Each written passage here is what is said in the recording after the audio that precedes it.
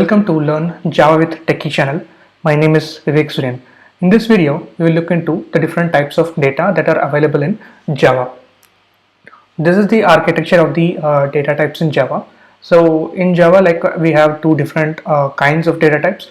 The first one is primitive data type and the other one is non-primitive data type. So in non-primitive data type, we have data types like string, arrays and collections.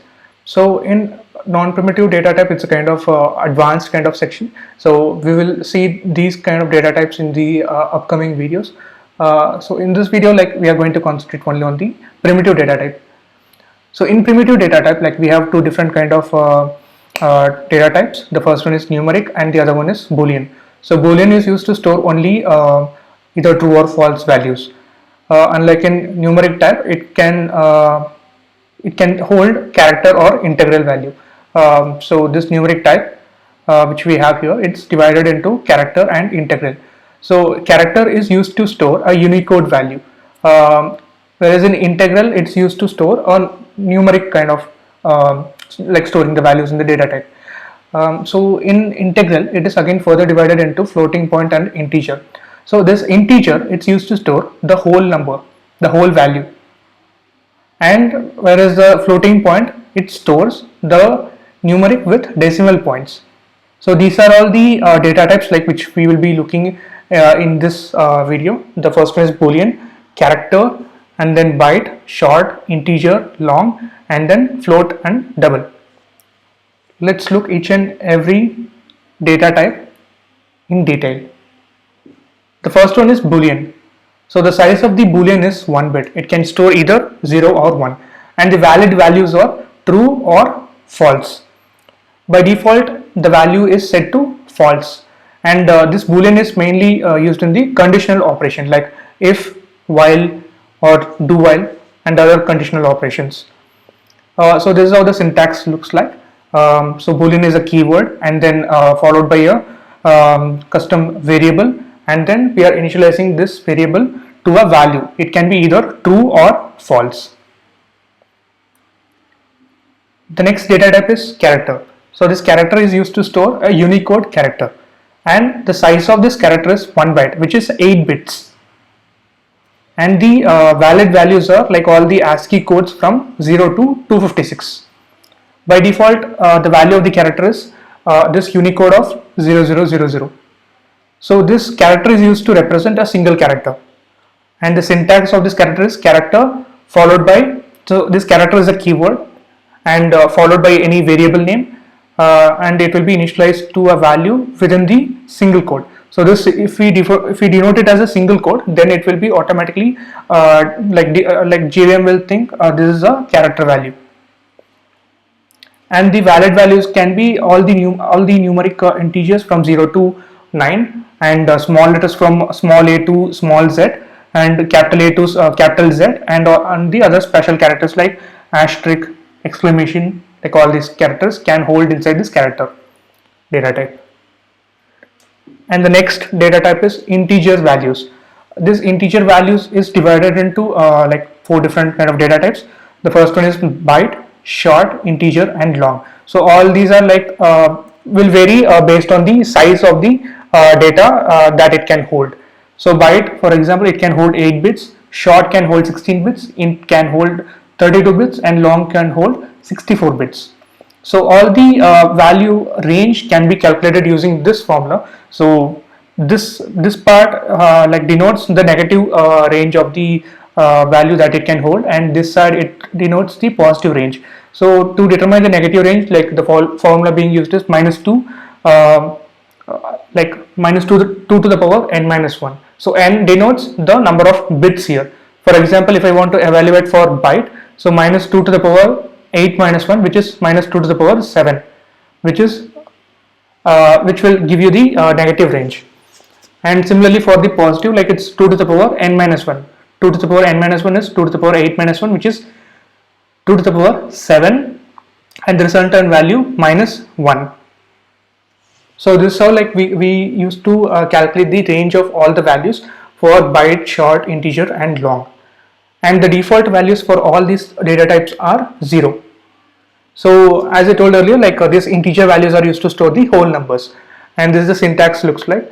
So this byte, short, integer and long are the keywords that are being used to store these kind of values. So it can be initialized to any value within this range.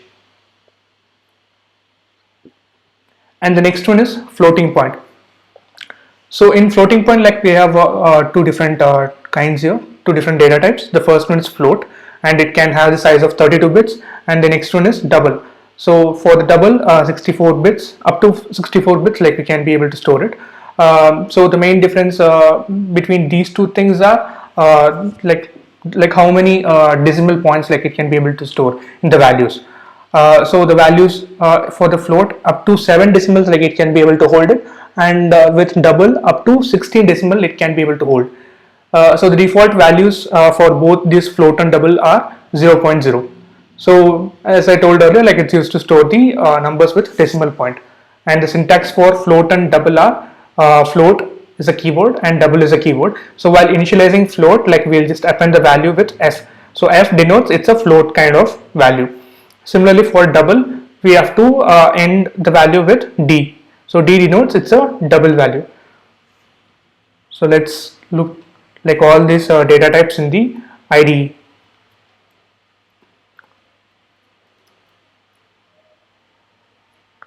So here I have written a small program here to make it clear like what are the different types which is being used. So for boolean, we have used this keyword boolean, and this is followed by a variable name, and it's true.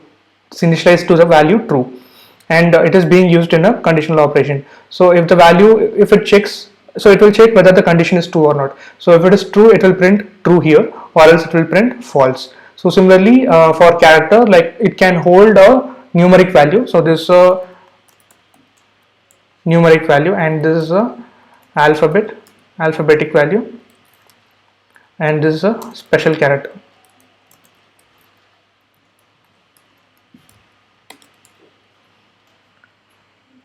So similarly in the integral type, like we have 4 different types.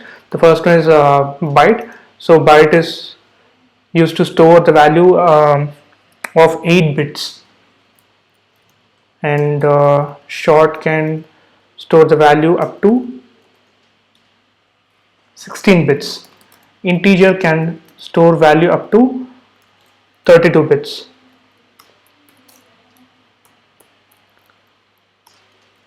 And long can hold value up to 64 bits.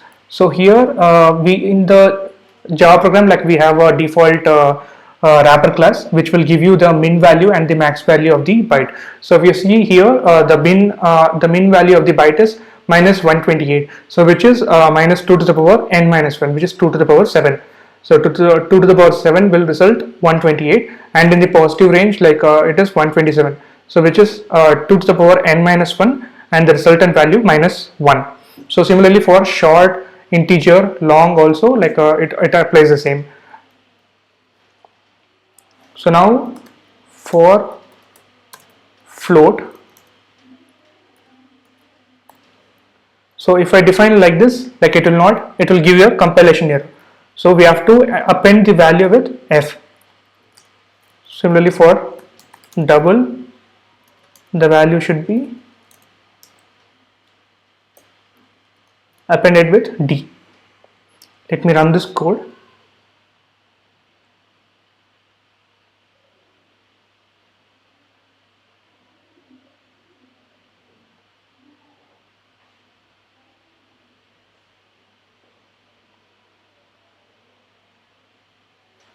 Yeah, so this is the first condition, which is for the type boolean.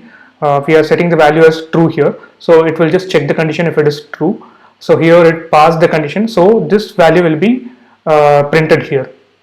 So if the value set as false, then the false value will be printed. So and the next one is like we are printing like all the initialized value, like 1a and star in a single line, integer character and alphabet and special character. So that is being printed here, and then we are printing like all the min and maximum range of byte. So for byte, the min and maximum range is this, and this is for this short, this is for integer, and this is for long. So for long, up to this value it is possible.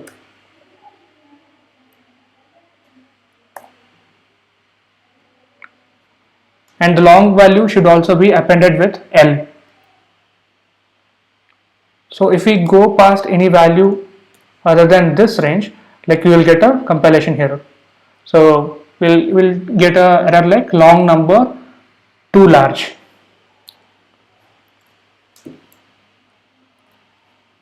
And this is for the float. So this float can have up to 7 decimal digits, and double can have up to 16 decimal digits.